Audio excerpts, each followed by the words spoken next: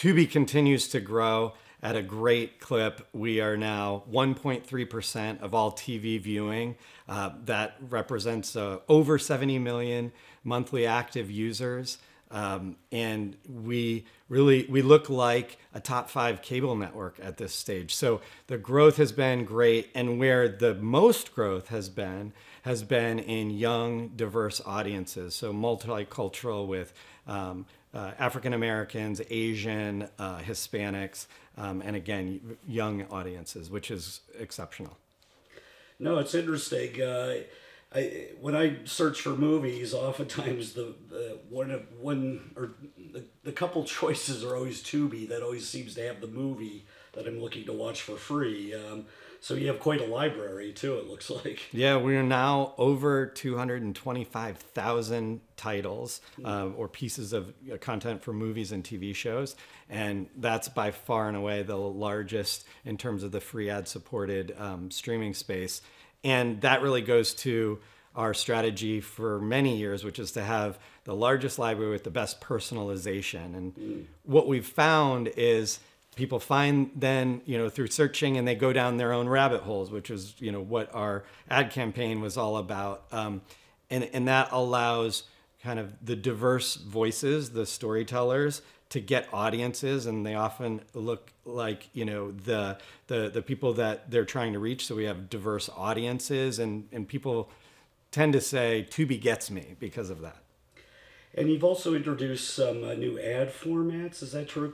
Tell me, what is a pause ad? Yeah, sure. So a pause ad is just simply the ad when you pause the screen and really a display comes up. Sometimes there's a QR code. And it's a format that has been around. It's new to Tubi. We've been selling them really as part of takeover sponsorships. And it's really a high impact thing that then, you can get full share of voice across the service for a day or more. And what we've found early on is just the impact. Before we launched it to really the wider ad sales community, we started using it on our own originals. And it was really amazing to see the lift in viewership that we would get on a title when we ran a pause ad that day and into the next day. And we did it as a test versus a control group. So we know that it works. And maybe you could tell us a bit more about the live programming that you do. You have a lot of live news and sports. Yeah, absolutely. So we have over 300 fast channels on the service. Maybe around 100 or so, maybe 125 are news, mostly local news. And so that's live. We also have other programming that's live. And the most exciting thing that we just announced is the NBA G League for the next 2 seasons. It's 70 games each season, December through March this year. And so that's a really exciting thing for our viewers, but also for advertisers. And I was wondering what else you could tell me about your audience. You mentioned different segments. Is there anything that you've observed in terms of viewing behavior or people responding to ads? You also mentioned QR codes. I think that's interesting. Yeah, sure. Related to our audience, as I mentioned, highly multicultural and also young. And it really goes down to, because of the way we program, because it's personalized and really machine learning driven, it's something that, people find what they want to watch. And like I said, say Tubi gets me. In the Black community, as an example, we're really in the culture, in the cultural zeitgeist, social media. You have Deion Sanders, who's on social saying, "Hey, Tubi, I'd love it. I want to deal with you guys. I want to have a show on Tubi." We've had just recently Kid Cudi has us in a song, Lil Wayne also, and so that's just an example of how we're really culturally relevant. And that goes not just across demographics, but also into really fandoms of content, whether that's anime, whether that's reality series, There's the whole unscripted and crime dramas are something that people love. And so we're growing audiences across the board. Our viewership grew 65% year over year in the last quarter. And the biggest segments are, both young, female, as well as higher income. Okay. So looking ahead, is there anything that's really top of mind for you or anything that you'd like to see happen? Yeah, well, being here is always nice to really mix with those that are on the leading edge of data, forecasting, measurement.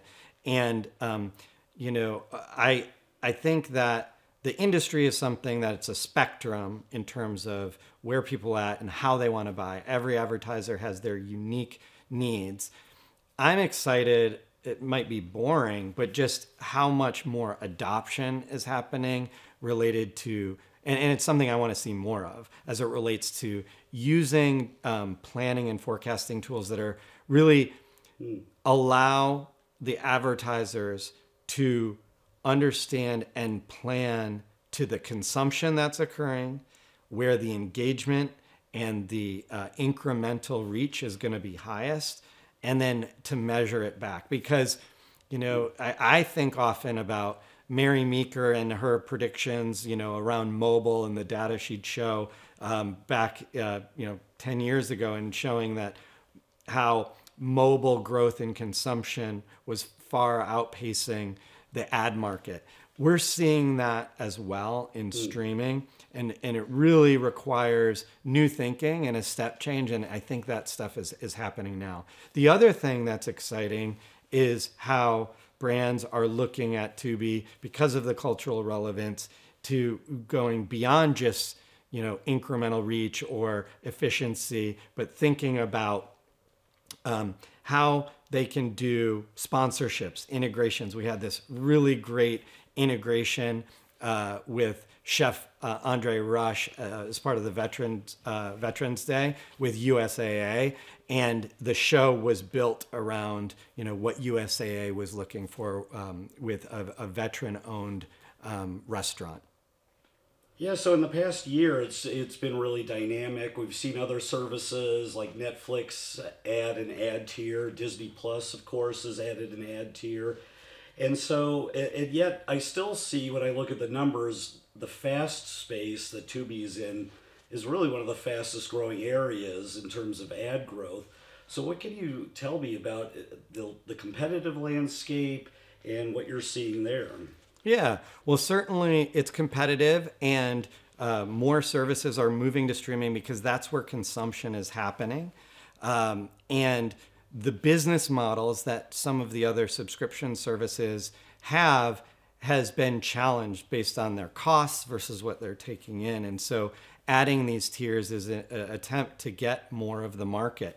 We've continued to grow, and I think a lot of it is that we're very fortunate that our focus, we're 100% free, ad supported. We want access for everyone to all the world stories. And so it means that we can focus on optimizing for engagement, what people want to watch, not necessarily having the dual track of having to try to get ad dollars and the ad supported tier while also optimizing for getting a credit card and not having churn. And that's the challenge that many others face, is that when you're doing that, it's just a different optimization. You're trying to really do two different things, and that can be a big challenge. We don't have that problem.